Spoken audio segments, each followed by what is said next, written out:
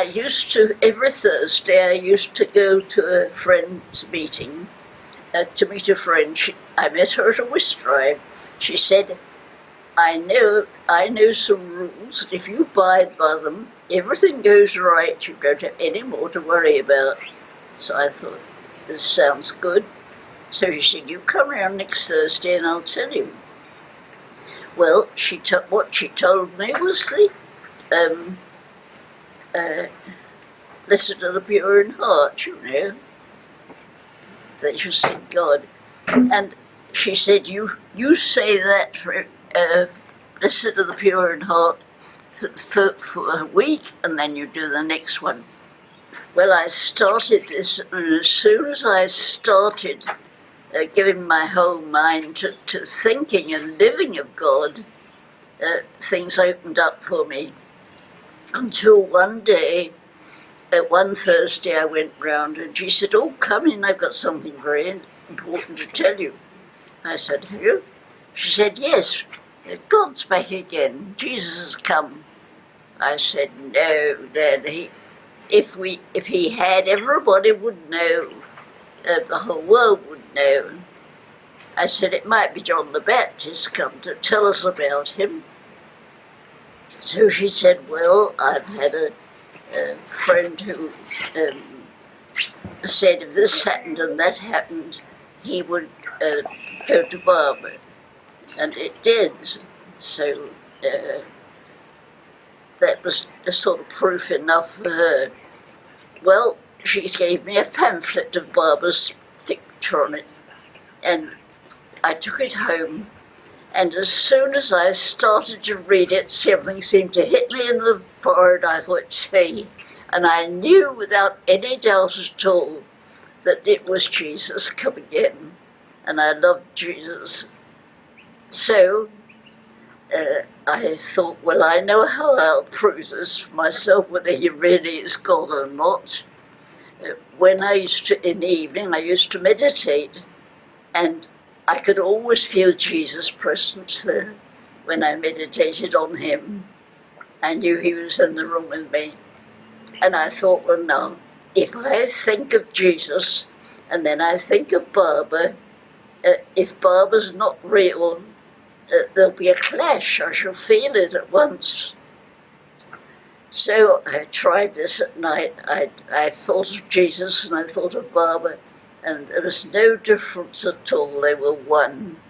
And I was so happy to know that this was Jesus come again.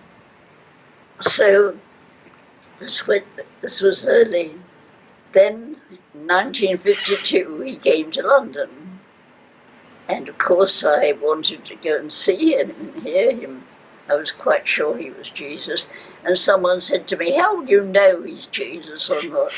And I said, I shall know by the look of love in his eyes. Barbara's eyes were unbelievable. They just radiated love. And when you're in a room with Barbara, isn't it, you don't see anyone else. You don't even know they're there. All you can see is that beautiful face and those lovely eyes, so loving. Anyway, I thought when I had the chance I would go and see him. So of course he gave darshan one day at the Charing Cross Hospital in London, and I said told my husband I'm going to see Barbara, and at that time we were hardly speaking.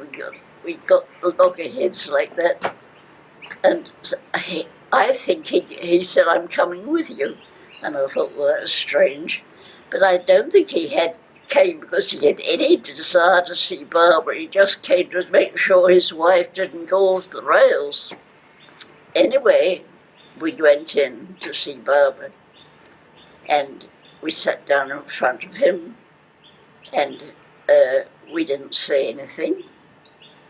And he sat there, he got his leg up on a stool. He'd been to America and just come back from America, and he'd had this accident. And he must have been very tired, but he was so patient. anyway, we sat there in front of him, and I waited for my husband to talk, to say something, because I wanted him to make his own contact with Barbara. So I just sat there quietly and waited for Ken, as my husband's name, to say something to Barbara. He didn't do it, he just sat there quietly without saying a word, until Barbara got fed up with us and he said, say something. So I thought, well, whatever am I to say, because whatever I say my husband will not agree with, and the only thing we have in common is the family. So I thought, well, here goes. Our eldest son was he just left school, and he wanted a job, profession, and he didn't know what to do. So I thought, well, I know I'll ask what Dirk should do, because we're both interested in that. Can't go wrong there. So I asked Barbara what Dirk should do, and I could just hear a hiss going around the room, because you're not supposed to ask for favours from a master. Anyway, there was somebody sitting just behind him, I think it was Ardy, Senior, who suggested things, and he suggested various trades and ideas, and he said airman or something like that, and Barbara shook his head. In the end, he said something to do with the building industry, and Barbara said, that's right. Now, my husband was a builder, so of course that was just the right thing to say. And Barbara said yes. So with that, he dismissed us. And then we were just going out of the room when he called me back, because he must have felt that I wasn't completely satisfied. And he picked up a rose petal from a bowl by his side and gave it to me and to give to my son. He said, tell him to put this in his pocket, and no matter how dry up he gets, keep it on him until he gets settled in a job. He did this, and of course he's absolutely perfectly happy and made a real success of it, and is now a director, or has been a director in the big London property company. So that's how that ended, and that was my introduction to Barbara. Well, we came away, and I tried to find out what my husband thought of Barbara. I said, what did you think of him? Just said he's a very sweet man, and he wouldn't say any more. And from that day to this, I've heard nothing more from him about Barbara.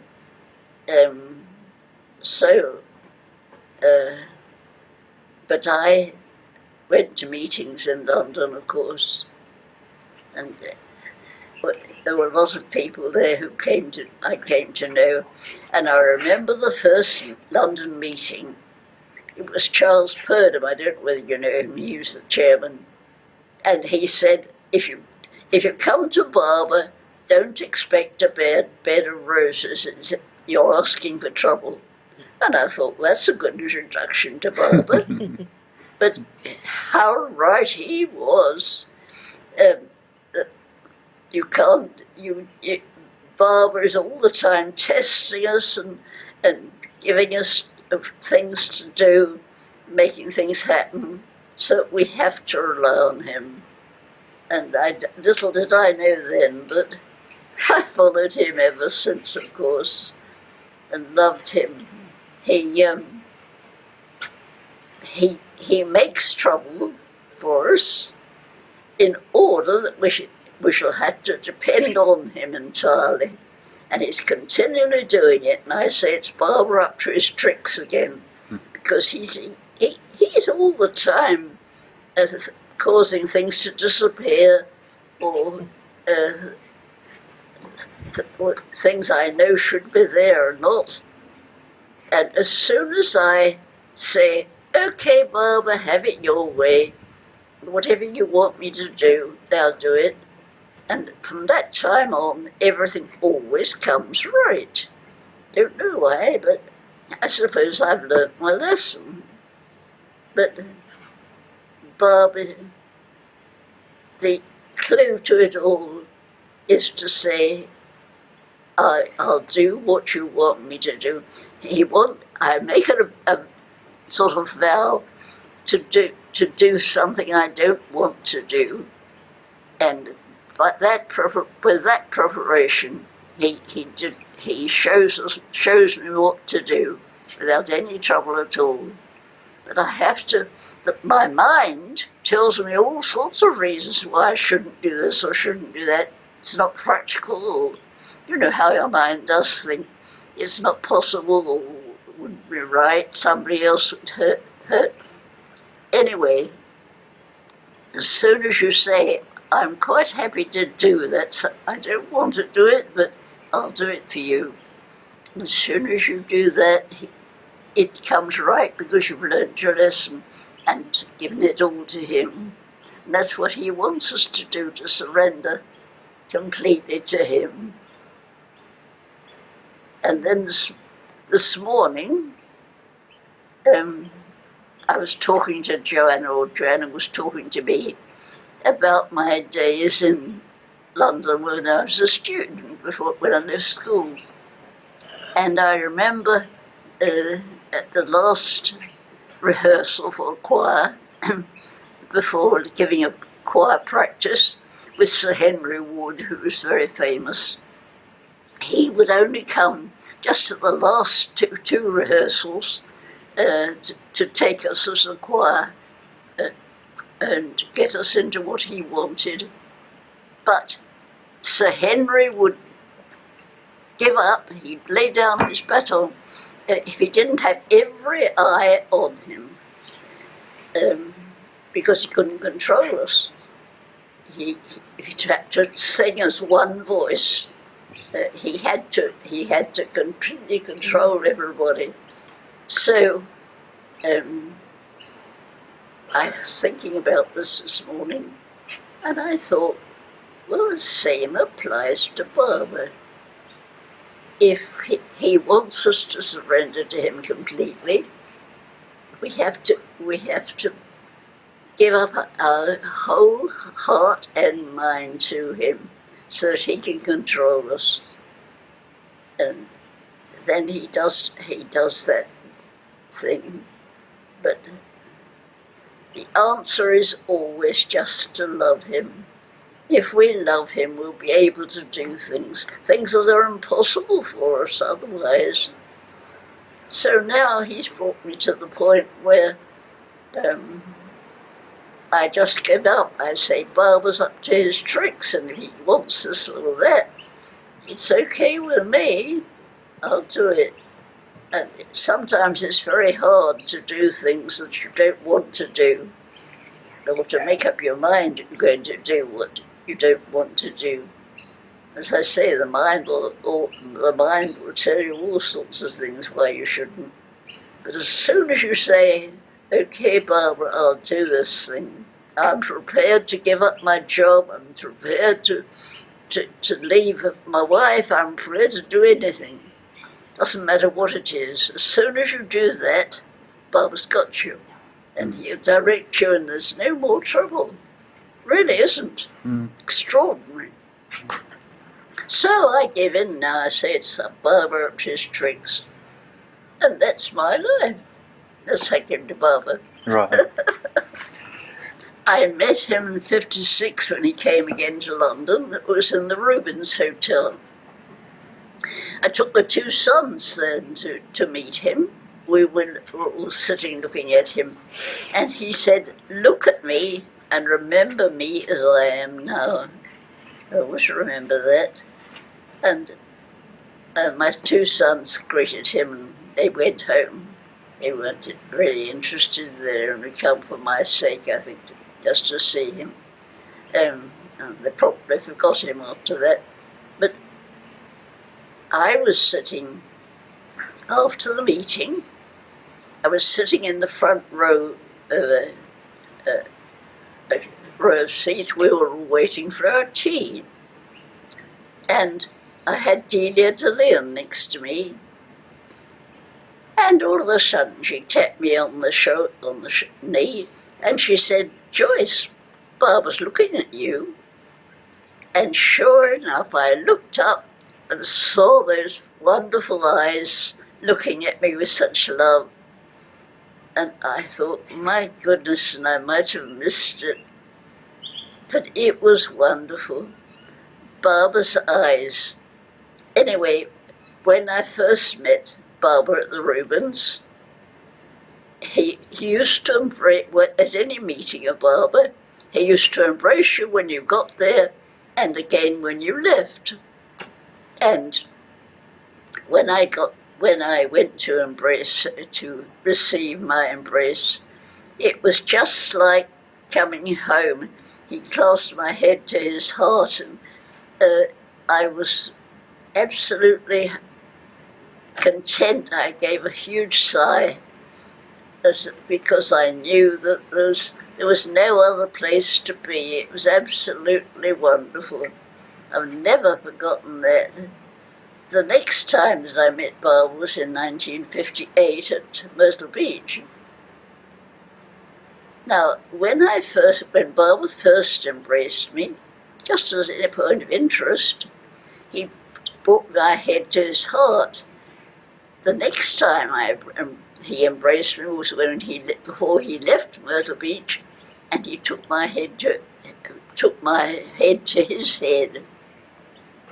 Now, at Myrtle Beach, it was just wonderful just to be with him.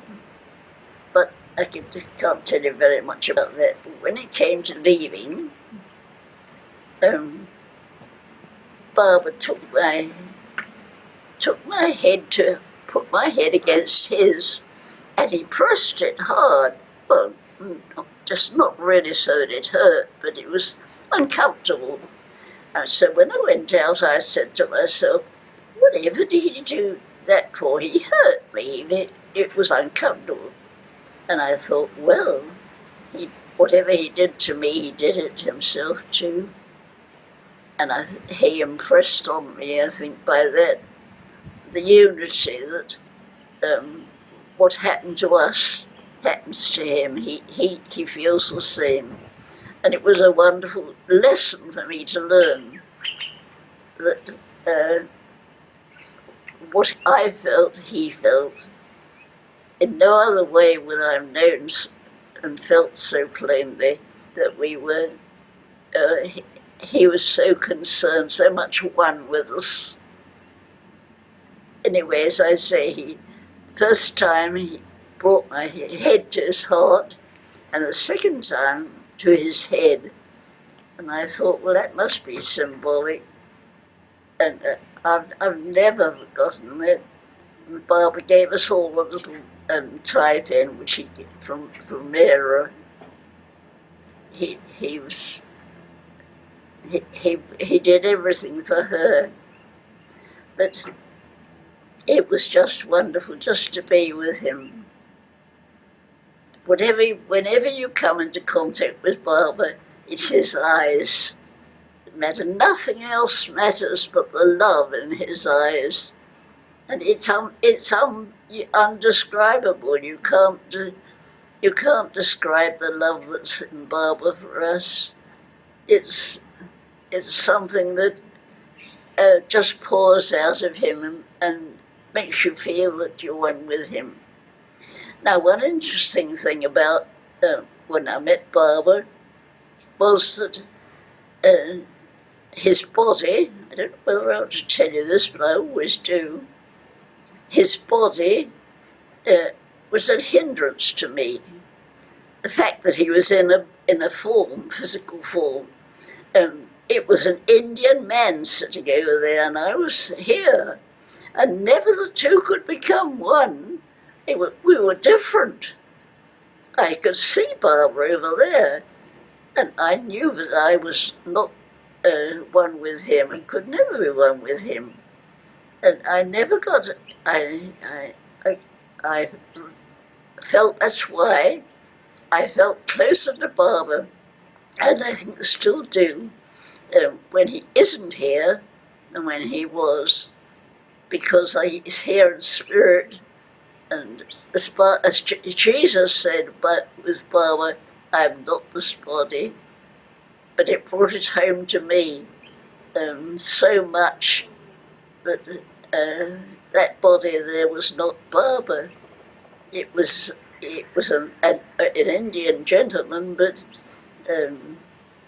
it's only his spirit was Barbara, and that I can feel so much more now when you go into the Barbara's room, which I couldn't feel when he was there in the body, and I don't think I still would.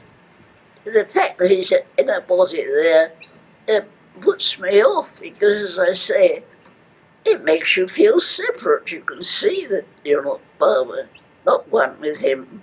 But when you're alone in Barbara in his room here, or anywhere, and you think of him, as he says, you've only to think of me and I'm there, then I feel that he really is one with us. They're only the ones in spirit. We're both spirit, we can be united, not in the body. Anyway, that's my experience of Barbara.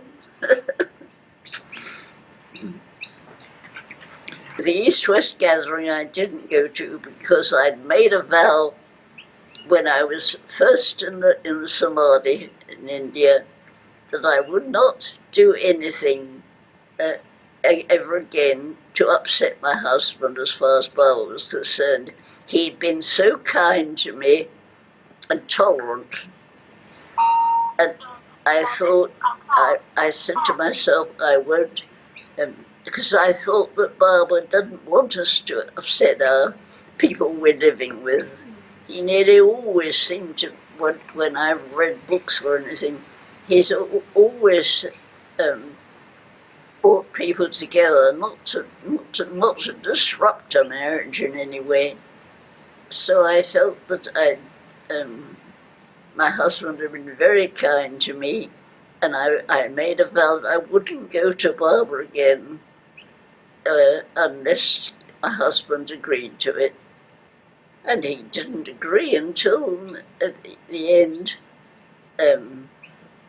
I know he let me go because he thought Will and Mary Beckett, who were Barbara's two archangels in London, were going. They were very old people, Barbara those, and he thought they were going and I'd be safe with them. But at the end they couldn't go, so I still went on my own. But not the East-West gathering, I didn't wanted to ask him. I knew he wouldn't want me to go. And so because of this vow that I had made to Barbara, I didn't go. And when eventually he died, I thought, well, there isn't any point in going. He isn't there. But you know, I wished afterwards I had, but I didn't want to see him in his body that wasn't alive. I felt, and I think I still feel in many ways, that to see Barbara in a dead body, it would I don't know, it seems to me that it was not, I wouldn't want to do that. Anyway, I think now that I ought to have gone, but it wasn't to be, so let's finish my life with Barbara, outwardly, but inwardly. Barbara's wonderful, all you could want. Well, that's the book I haven't brought out yet, which I have called Fresh Light on the Sayings of Jesus. Now that in that I've described Barbara Jesus' teachings. When you when you think about them in connection with Barbara, they assume a completely different meaning. I can't explain to you now what I mean, but if you take, for instance, if you take the Lord's Prayer, gone out of my mind what it is now. Our Father. That's right, which is in heaven. Heaven is here and now, where you are if you're happy, and with Barbara.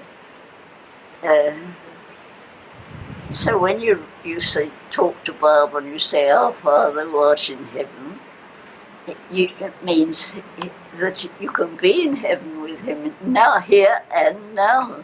If we love him and feel happy with him, we are in heaven. We couldn't want anything better than to feel his presence and be guided by him.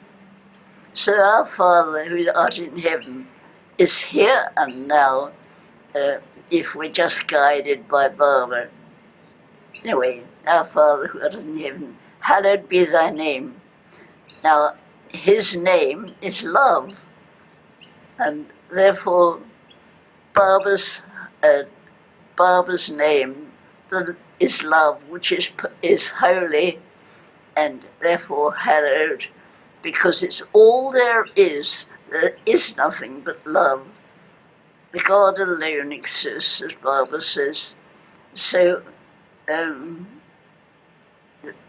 if we think, hallowed be thy name, hallowed be thy name, is being holy, expressed in love now, where we are one another, the love that we share. Nothing matters but love. We don't do anything except for love. It might be love of money, it might be love of fame, or it might be just love of our fellow men. But nothing happens except through love. So naturally, hallowed is his name. It is holy.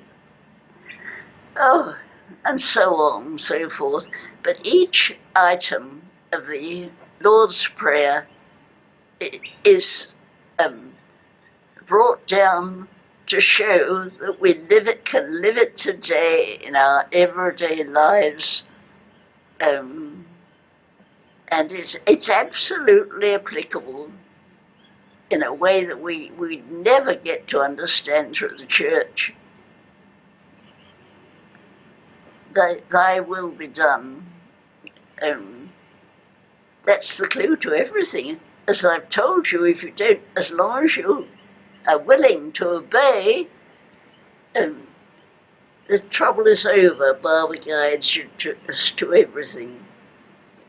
To accept thy will be done. And so on and so forth. Through the Lord's Prayer, it opens up an entirely new concept of work for God that we can do in this day and moment. And it teaches us how to live, really. It's a sort of... there's a whole lot wrapped up in it that if you obey that, life's completely different. It's Barbara sort of showing us how to live. So that's what my book's about, showing you, and interpreting all the different sayings of Jesus. For instance, it's reincarnation and things like that. People said, when a man struck by a palsy or something, and they said to him, Jesus, who has sinned, this man or his father? And Jesus said, neither. It was simply to show you that the Son of Man has power to do this or that.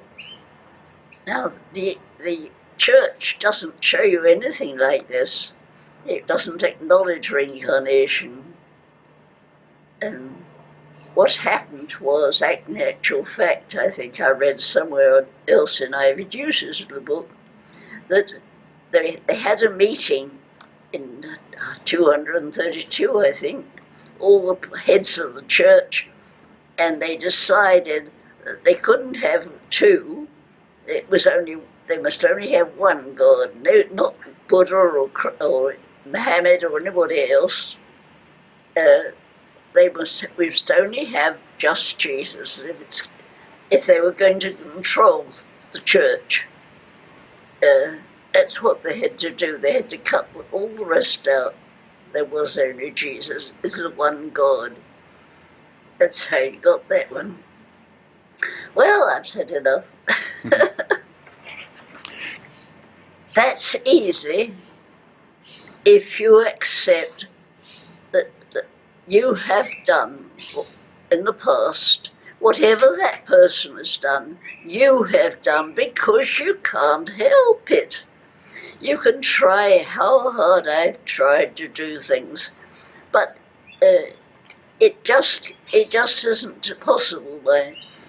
Your inclinations and everything else are so, I suppose it's a past life, but it's absolutely impossible.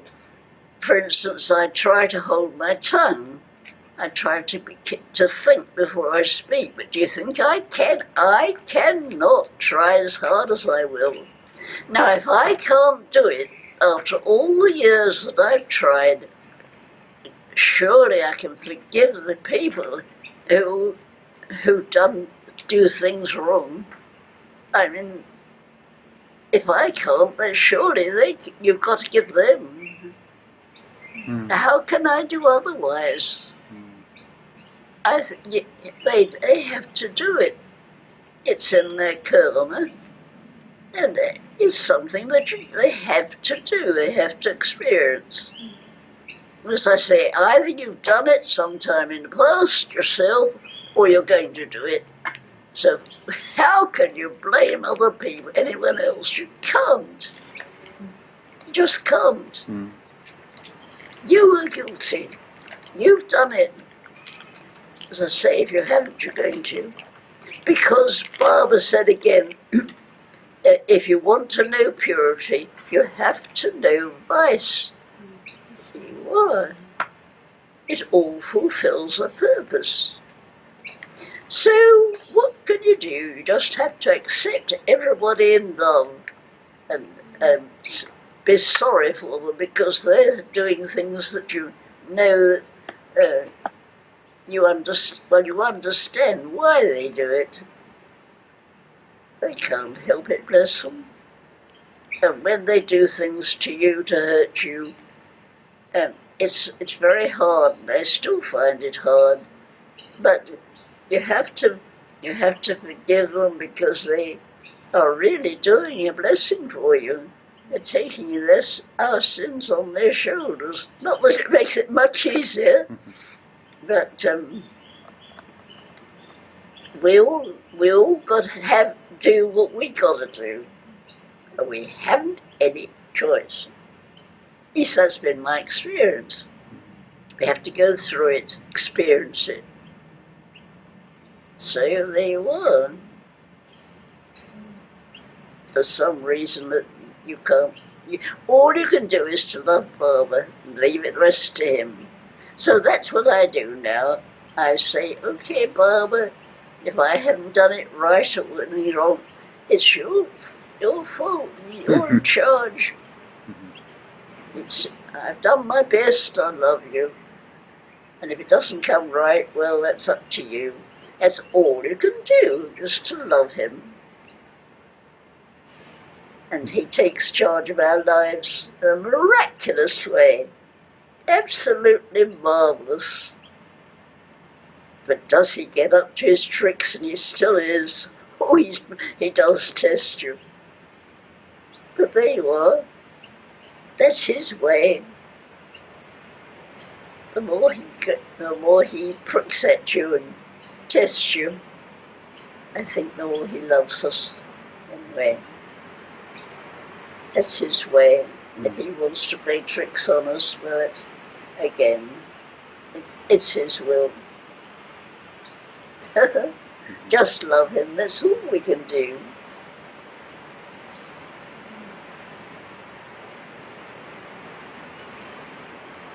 And I do love him.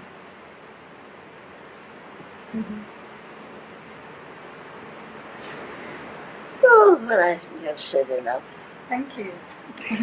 We are very lucky. And how many times since have I told myself how fortunate we all are to have Barbara's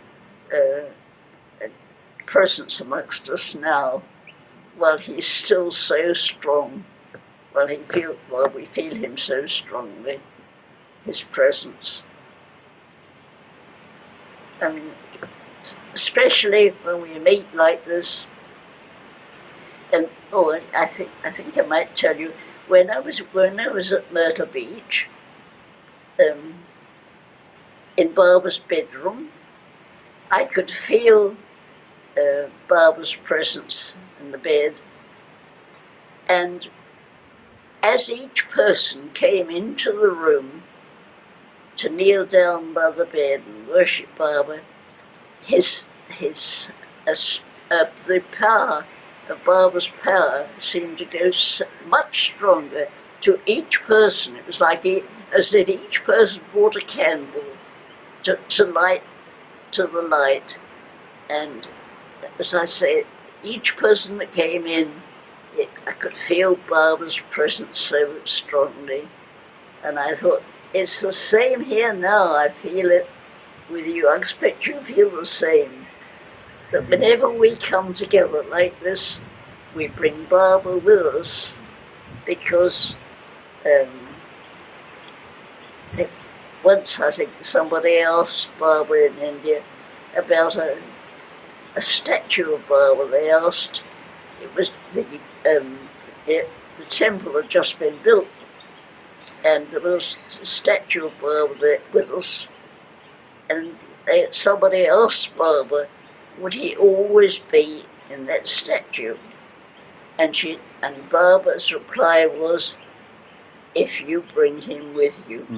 You bring Barbara's presence here with you. Or where two or three are gathered together. It's so true, and I don't know whether you can feel it, but as each person, Barbara lover, comes to me, I can feel Barbara's presence with them. It's wonderful to know that Barbara's here in you. You bring Barbara with you if you think of him. And it makes me so happy. Unites us both together. And that's why I feel in every meeting we have that Barbara has been in each one of you, and you brought him to the meeting. If it weren't for you, Barbara's light would not be like that. We shouldn't feel him. You bring him. And that's what Barbara says. He's here because you're here. It's a lovely thought. You bring Barbara with you.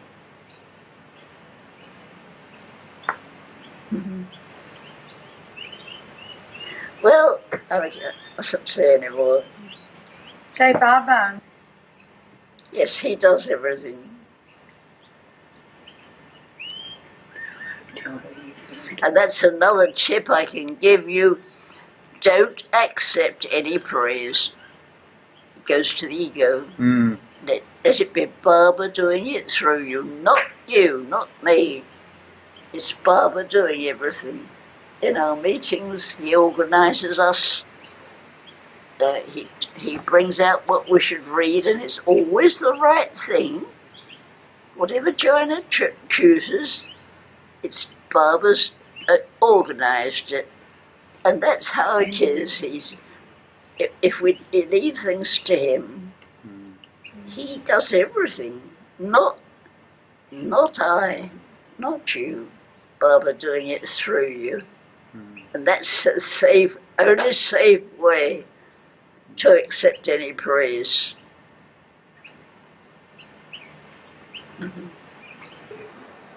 Who thank Baba? Avatar Meher Baba Ki Jai.